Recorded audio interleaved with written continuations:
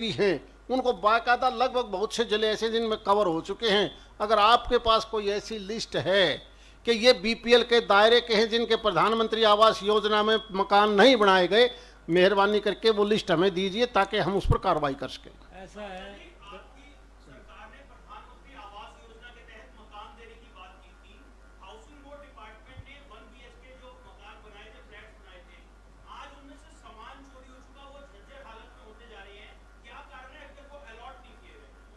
बड़ौदा हल्का में ऐसा कोई हाउसिंग बोर्ड द्वारा BH1 के नहीं बनाए, एक भी नहीं बनाए। सांसद जी, मैं कहता हूं हाउसिंग बोर्ड का बड़ौदा हल्का में कोई भी हाउस नो एक भी बताइए मुझे। अच्छा, सॉरी, आप हरियाणा की कर रहे हो आज, क्योंकि बड़ौदा का उपचुनाव है, हम यहाँ पर बैठे सांसद जी, बड़ौदा हल्का के खानपुर खुर्द में 6 साल पहले वादे किए गए थे प्रधानमंत्री आवास योजना के। पहले भी मैं वीडियो बना चुका हूं, आज भी मैं धरातल पे आपको वीडियो दिखा चुका हूं। वो लोग कहते हैं कि हमारे को प्लाट देने के बाद कोई बीजेपी का नेता आश्वासन देने भी नहीं आया। मैं वही कहता हूं, प्लॉट केवल 2007-8 में दिए गए हैं, उसके बाद 100 गज का प्लाट कहीं नहीं दिया गया सारी स्टेट में। एमपी जी, मैं आपको वही बात कर रहा हूं जो ऑन रिकॉर्ड है। एमपी जी, 2007-8 के बाद कोई भी 100 गज का प्लाट पंचायती लैंड से नहीं दिया गया है। ये आप 6 साल के बाद की गलत कह रहे हो। एमपी जी, प्रधानमंत्री आवास योजना की बात कर रहा हूं। आवास में केवल हाउस का लोन दिया जाता है, न कि प्लॉट। फॉर्म भरे गए लेकिन न हाउस, केवल हाउस के लिए पैसा दिया जाता है, प्लॉट नहीं दिया जाता।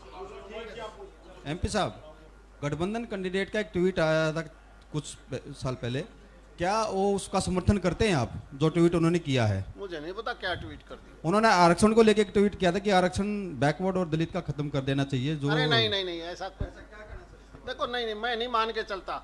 संविधान के मुताबिक आरक्षण को कोई खत्म नहीं कर सकता, किसी के भी बस में नहीं है, स्टेट पॉलिसी नहीं है। ये भारत सरकार का संविधान है जो लागू कर रखा है, वो पार्लियामेंट भी नहीं बदल सकती, कोई आदमी इससे छेड़छाड़ नहीं कर सकता। मुझे नहीं पता ये ट्विटर तो मैं जानू को नहीं, लेकिन कोई भी आदमी नहीं बदल सकता।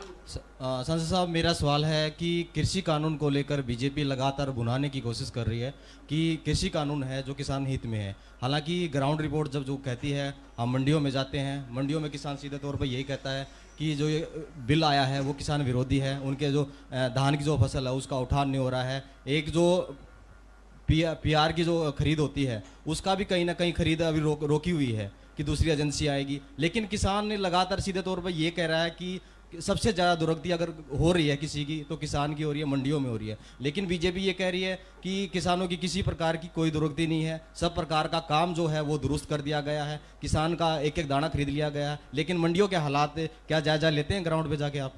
बिल्कुल, मेरी लोकसभा में 3 डिस्ट्रिक्ट हैं, महेंद्रगढ़, दादरी और भिवानी, और तीनों के अंदर पहले 1 मिनट अरे मैं पर्सन का सवाल बता रहा हूँ।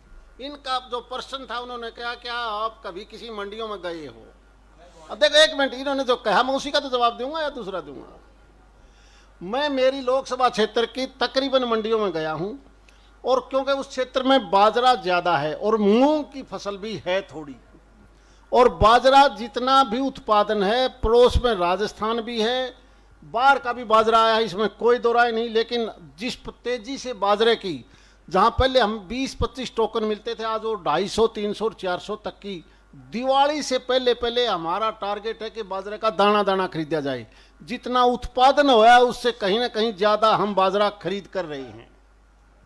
मैं केवल मंडियों की बात कर रहा हूं जिन मंडियों में मैं गया हूं, और यही सवाल इन्होंने पूछा था। एमपी साहब, अभी आपने कहा जेजेपी और बीजेपी पीछे अलग अलग चुनाव लड़ रही थी, लेकिन अब की बार साथ हैं।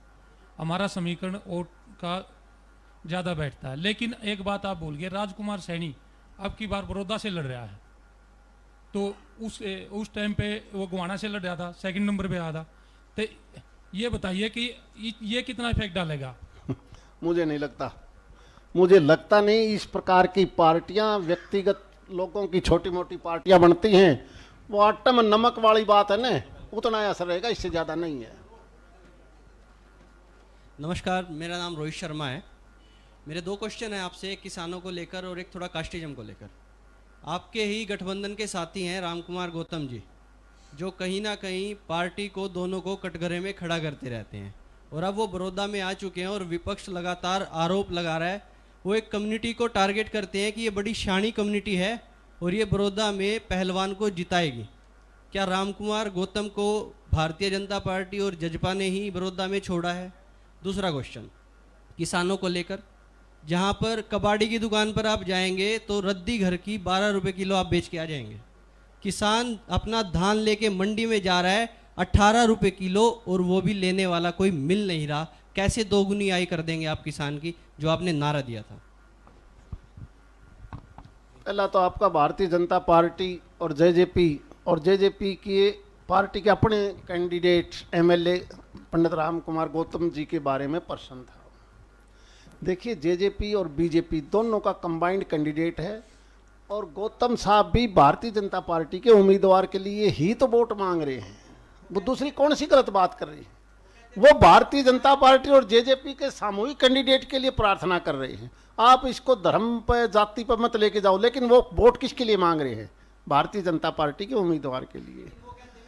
दूसरा, अरे यार, ब्याह में के कुछ सारे बुलाए जा रहे हैं और मेला लाग रहा, तो मेला में तो हर आदमी चल लगा, चलो मेला देखने। अरे वो तो पार्टी का काम है यार, वो भी आ गया और उसने आना चाहिए, उसका फर्ज है, धर्म है कि कंबाइंड कैंडिडेट है, चलो वोट मांग के आओ। उसको हम तुल दें वो एक अलग बात है। दूसरी तरफ आपने धान के बारे में कहा है, एक चीज तो आप मानेंगे, हरियाणा सरकार जीरी का एक एक दाना खरीदने के लिए वचनबद्ध है, और वो भी एमएसपी के रेट के आधार पर। ये ठीक है कि धीरे धीरे हमने डीएपी और यूरिया का इतना ज़्यादा खपत कर ली पैदा बढ़ाने के लिए, चाहे वो गेहूं की बात है या जीरी की, जिसकी वजह से विकसित देशों की बात तो छोड़िए, अर्बन कंट्रीज भी हमारे गेहूं और चावल को लेने के लिए मना कर देते हैं, वापस भेज देते हैं कि भले आदमियों इसमें ज़्यादा खाद ना डालो, इसमें जहर हो गया। ये मानते हो या नहीं मानते? मैं कहता, अरे यार, क्या उस वक्त भी कई बार जीरी और गेहूं को वापस किया है, कई बार। इसलिए अब आपके माध्यम से आप लोगों ने भी किसानों को समझाना चाहिए कि ऑर्गेनिक गेहूं और खाद का 306 का गेहूं बोले और इसमें डीएपी यूरिया का मत प्रयोग करो, देसी खाद प्रयोग कर लो, ताकि आप बीमारी ये कोरोना जैसी बीमारी, दूसरी बीमारियां आपको और हमें ना घेरें। और जब तक हम ऑर्गेनिक सिस्टम पर नहीं चलेंगे, भारत के प्रधानमंत्री जी की यही सोच है कि किसान की आमदनी बढ़ानी है तो ऑर्गेनिक के ऊपर आ जाओ, अच्छा खाना दे दो, अच्छी सब्जियां दे दो, अच्छे फ्रूट दे दो, ताकि बीमारियों से हम बच जाएं। वरना बीमारियों पर ज़्यादा बजट का खर्चा केंद्र और प्रदेश का होता है। मैं ये मान के चलता हूँ, जब ये लीक लंबी चलेगी तो ऑटोमेटिक किसान की आमदनी बढ़ेगी। एमपी साहब, एक पॉलिटिकल सवाल है मेरा, और आप सीधे सीधे जवाब दियो, गोलमोल जवाब दे के चले जाते हैं सब लोग जितने भी आए। आज आपको सीधा जवाब देना चाहिए। एक चुनाव है, एक सीट पे चुनाव है, पूरी बीजेपी मुख्यमंत्री से लेकर एमपी एमएलए, और एक तरफ सिर्फ भूपेंद्र हुड्डा है, और खुद बीजेपी के लोग ये मानने के स्वीकार करने लगे हैं कि ये हुड्डा का गढ़ है। हुड्डा को इतना मजबूत क्यों मान बैठे हैं पूरी बीजेपी? मैंने तो यही सुना था कि सारी कांग्रेस पार्टी भी कांग्रेस के लिए वोट मांग रही है, मैंने जो बाहर सुना था, और भारतीय जनता पार्टी और जेजेपी भी अपना वोट मांग रही है।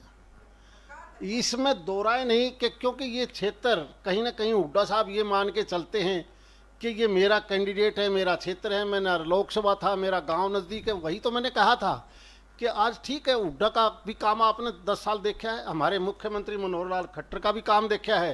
रिजल्ट अभी 3 तारीख को सबके सामने आ जाएगा, और दोनों के गांव इस हल्के से बराबर पड़ते हैं। निनाणा भी इतनी दूर पड़ता है जहाँ मनोहर लाल खट्टर पैदा हुए, और सांगी भी इतनी दूर पड़ता है जितना माननीय भूपेंद्र सिंह हुड्डा पैदा हुए। संत साहब, आप बारी बारी निनाणा का नाम ले रहे हैं कि कलोई हल्का और निनाणा जो गांव है बराबर ही पड़ता है। आप फिर हमारे जो मुख्यमंत्री जी हैं वो करनाल से चुनाव क्यों लड़ते हैं? या तो कलोई से लड़े, या फिर वो निनाणा की साइड में कलानौर से लड़े। मैं तो आप कई बसों नताड़ू में भेज देंगे, पार्टी का काम है किसको कहाँ से लड़ाना है। 50% वहाँ पर पंजाबी कम्युनिटी की वोटें हैं कम्युनिटी वहाँ के पर। वोट की बात नहीं, देखो ऐसा है, पार्टी जहाँ जिम्मेवारी लगाती है चुनाव वहीं से लड़ना पड़ता है। मेरा अंतिम सवाल आपसे ये है, देखिए प्रदेश के अंदर 33 उपचुनाव हुए हैं, 34वां उपचुनाव ये हो रहा है। 18 उपचुनाव प्रदेश की सत्ता के अंदर गए हैं और 15 विपक्ष के अंदर गए हैं। यहाँ पर चौधरी अभय सिंह चौटाला और चौधरी ओम प्रकाश चौटाला भी अपना कार्य कर रहे हैं और डोर टू डोर प्रोग्राम कर रहे हैं, और वो उपचुनाव के एक्सपर्ट माने जाते हैं। आप कहीं ना कहीं हल्के में लेकर बैठे हैं नेहलो परिवार को। मुझे लगता है वो तीसरे चौथे नंबर की लड़ाई है दोनों की, राजकुमार सैनी की भी, दूसरा उनका जो भी कैंडिडेट है उसका। मुझे जो लगता है। आप सबका बहुत बहुत धन्यवाद। धन्यवाद जी।